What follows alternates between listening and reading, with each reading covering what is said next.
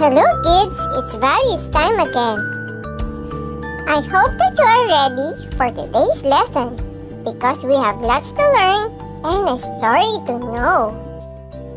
But before we start, I want you to sit properly, watch and listen carefully.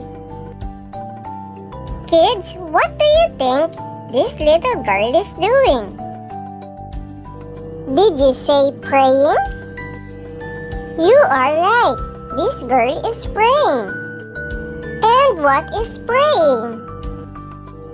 You know, kids, that praying is talking to God. When we are praying, it means that we are talking to God. In a prayer, we can tell God everything, as if we are telling them to our mom and dad.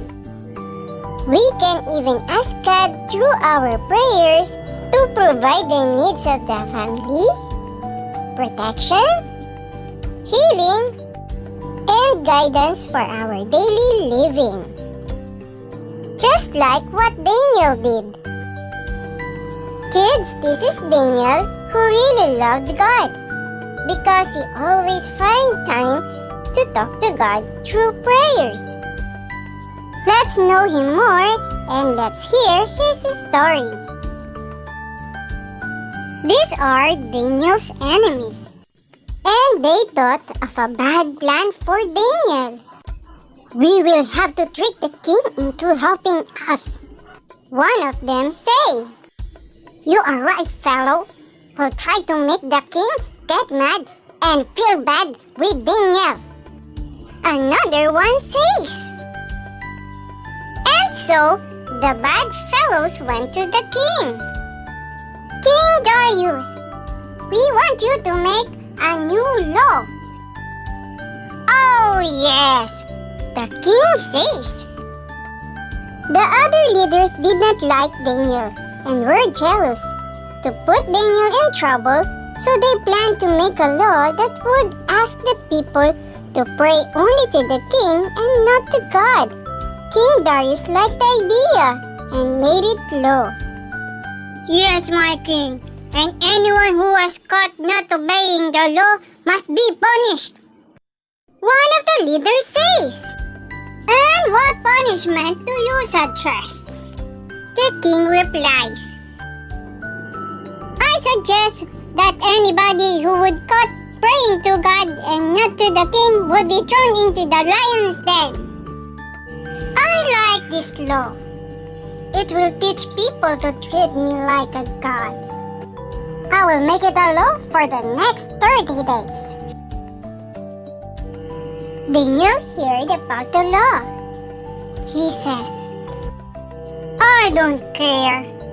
Even if I'm thrown in the lion's den, I won't stop doing what is right." Daniel always prayed to God 3 times a day. He was not afraid of the new law because he obeyed and trusted God. The jealous leaders saw Daniel while praying to God and told King Darius about it. The king cared for Daniel, but he had no choice but to throw Daniel into the lion's den. Daniel prayed to God to protect him, and God heard him and sent an angel to shut the mouth of the lions. And Daniel was not hurt at all. When King Darius visited Daniel the next morning, he found Daniel thanking God for keeping him safe. "Daniel, oh Daniel, servant of the living God, is your God able to deliver you from the lions?" "Certainly, my king. My God keep me safe." So King Darius knew that Daniel's God was the true God. He ordered that a jealous man be thrown into the lion's den. The lions ate them all.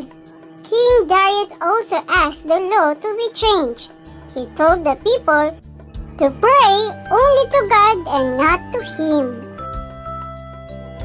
You know, kids, that God hears Daniel every time he talked to God in a prayer. You too, kids, can talk to God through prayers, and God will surely hear you. Your voice is like a sweet music to the ears of God. God really wants to hear you talking to Him, and God will surely listen. Anytime, anywhere, you can talk to God in a prayer.